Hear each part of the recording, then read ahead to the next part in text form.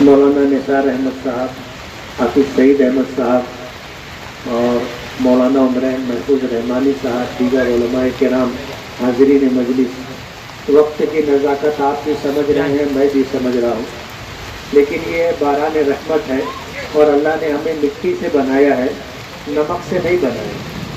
اگر نمک سے بنایا ہوتا تو ہم لوگ بھول جاتے، مٹی سے بنایا ہے، جب تک اللہ رکھیں گے رہیں گے۔ آج اس موقع پر مسجد کے سنگی بنیاد کی تقریب ہے۔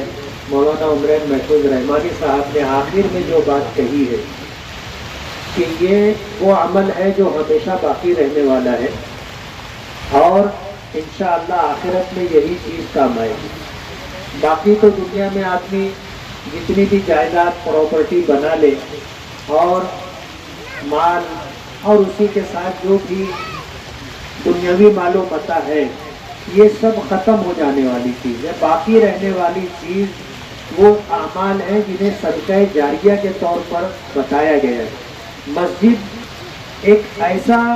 مسجد کی تعمیر ایک ایسا اونچا عمل ہے کہ قیامت تک انشاءاللہ یہ مکان اللہ کا گھر باقی رہے گا۔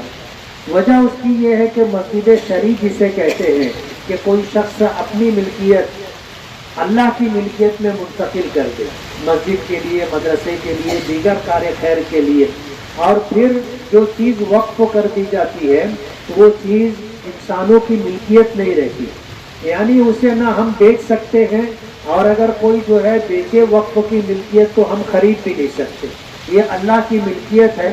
اور اللہ کی رحیم و کریم ذات سے امید ہے کہ یہ مسجد تا قیام قیامت لوگوں کی نمازوں سے، سجدوں سے، تلاوت سے، ذکر سے اور تعلیم و تعلم سے، دعوت و تبلیغ سے انشاءاللہ آباد رہے گی۔ اور مسجد کی تعمیر کے لیے جن لوگوں نے زمین وقف کی ہے اور اس اجر عظیم میں جن لوگوں کے ایصال ثواب کی نیت کر لیں گے، اللہ پاک سب کو اجر دیں گے۔ اللہ کے خزانے میں کمی نہیں ہے اور اللہ تعالیٰ دینے سے اکتاتا نہیں ہے۔ ان اللہ لا یمل حتی تملوا، اللہ تعالیٰ اجر و ثواب دینے سے اکتاتا نہیں ہے۔ تم لیتے لیتے اکتا جاؤ گے، تھک جاؤ گے، اللہ کے خزانے میں کمی نہیں ہے۔ آج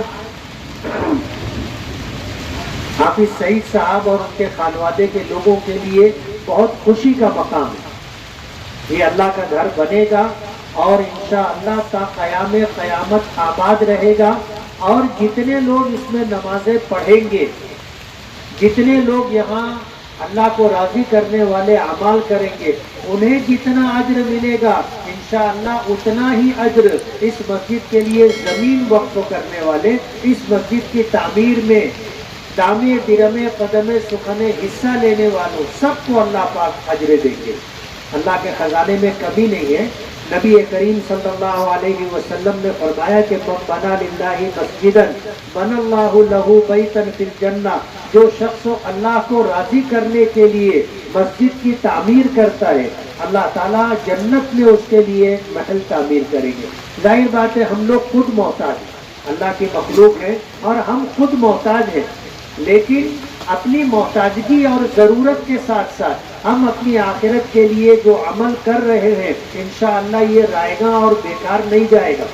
میں نے حافظ صاحب، مولانا نثار صاحب اور ان کے خانوادے کے جو لوگ آئے تھے اس موقع پر میں نے یہ بات کہی تھی کہ آپ نیت بڑی کریں، چھوٹی نیت نہ کریں۔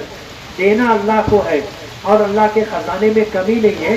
آپ اپنے تمام مرحومین کے لیے اور اسی طرح امت مسلمہ کے لیے آپ ایصال ثواب کی نیت کریں، سب کو اللہ پاک پورا پورا اجر دیں گے اور ہمارے اجر میں سے ایک نیکی بھی کم نہیں ہوگی۔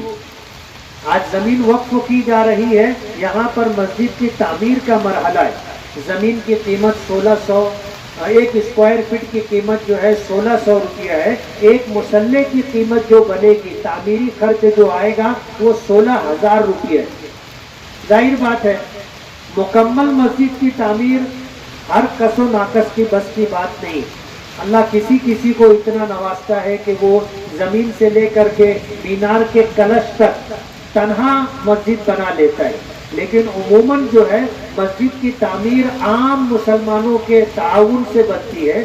اور یہ اللہ پاک کی طرف سے اتنا عظیم ہم لوگوں کو ذریعہ ملا ہے کہ ایک آدمی اگر غریب بھی ہو اور معمولی جو ہے محنت مزدوری کر کے کماتا ہو، وہ بھی مسجد کی تعمیر میں حصہ لے گا، چاہے قطع پرندے کے گھونسلے کے برابر ہو، اللہ اس کو بھی پوری مسجد تعمیر کرنے کا اجر دے گا۔ اللہ دینا چاہتے، اب لینے والوں کے لیے موقع ہے کہ آج اس موقع پر ہم لوگ مسجد کی تعمیر میں ایک مصلی 16,000 روپیہ لاگت میں تعمیر ہوگا۔ اس موقع پر آپ لوگ یہاں جمع ہیں، بارش ہو رہی ہے، اللہ کی رحمت برس رہی ہے، ایسے موقع پر آپ لوگ آئے ہو، اس کام کے اندر آپ نے شرکت کی، یہ بنیادی عمل ہے۔ آج جو ٹیکم لگے گا، جتنے لوگ موجود ہیں انشاءاللہ سب اس کام میں شریک ہے اور سب کو اس کا اجر ملے گا۔ تو مسجد کی تعمیر کے لیے جو لاگت پیش نظر ہے، ایک مصلی کی لاگت 16,000 روپیہ، اس کم وقت کے اندر آپ سے گزارش یہ ہے کہ آپ یہ بتائیں کہ مسجد کی تعمیر میں اپنی آخرت کے پیش نظر، اپنی نجات کے پیش نظر اور جنت میں اللہ ٹھکانہ عطا کرے، اس کے پیش نظر کون جو ہے مسجد کی تعمیر میں مصلی کی لاگت کے اعتبار سے تعاون کرے گا۔ شبیر پہلوان صاحب کی طرف سے ایک مصلی، اللہ قبول فرمائے۔ اور بولو بھائی۔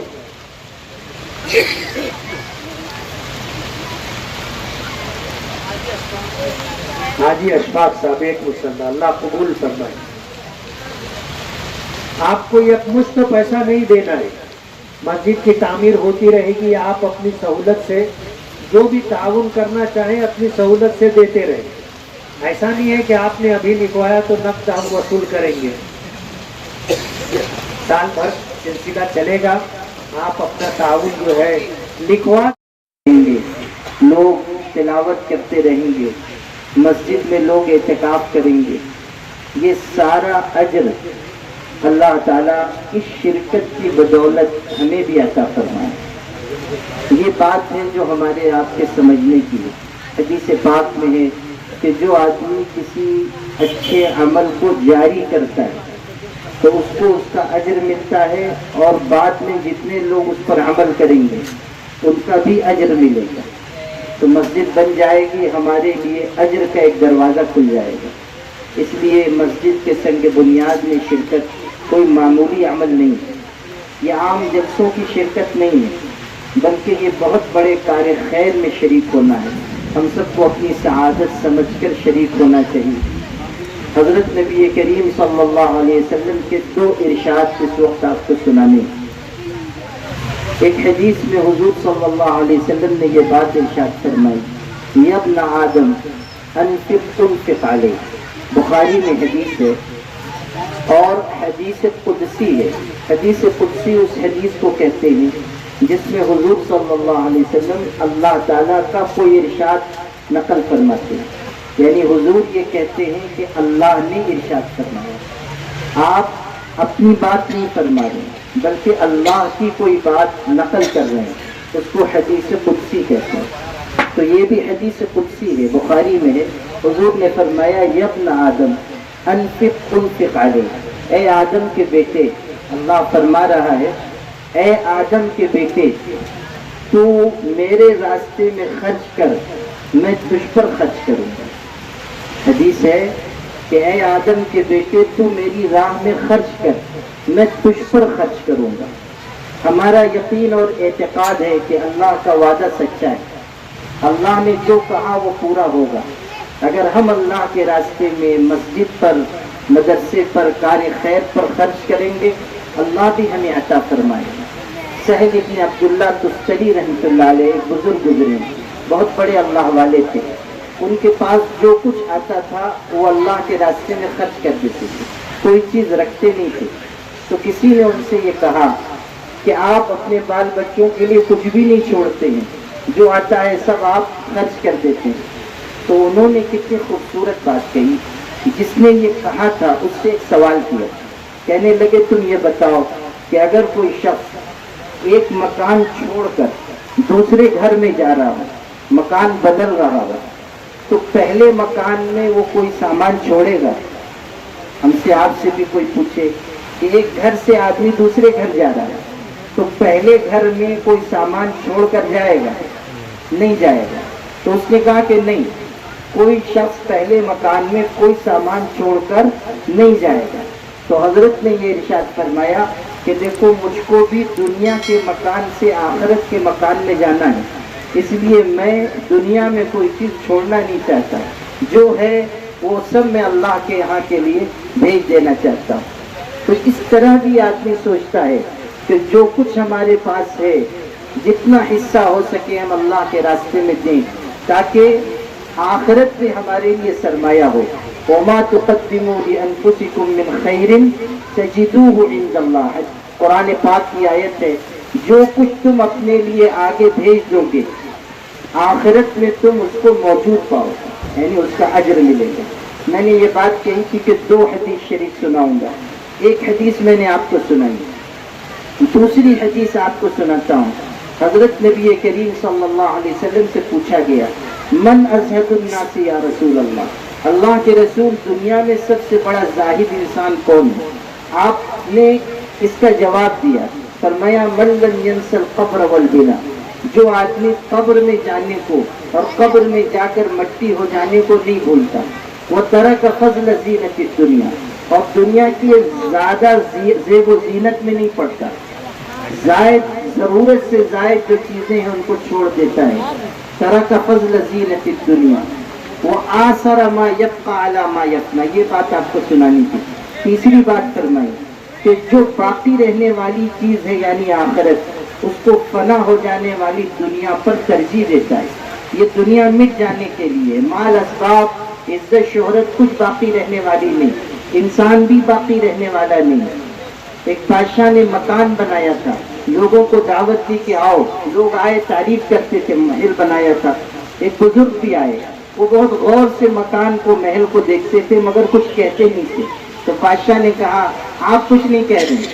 تو ان بزرگ نے کہا کہ تمہارا محل بہت عالی شان ہے مگر اس میں 2 عیب ہیں.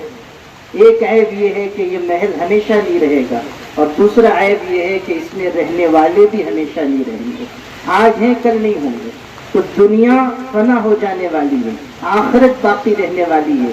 آخرت کی چیزوں کو اگر ہم ترجیح دیں گے اور اپنی آخرت بنانے کی فکر کریں گے اور اللہ کی رضا کے لیے اپنا مال مسجد مدرسے پر کار خیر میں خرچ کریں گے تو اللہ اس کا ہمیں بہترین اجر آخرت میں عطا فرمائے گا.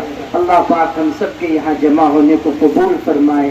مسجد کے سنگ بنیاد میں شرکت کی برکت سے جتنے کار خیر اس مسجد میں قیامت تک انجام پائیں، اللہ تعالی ہم سب کو اس میں شریک فرمائے، حصے دار بنائے. وآخر دعوانا الحمدللہ.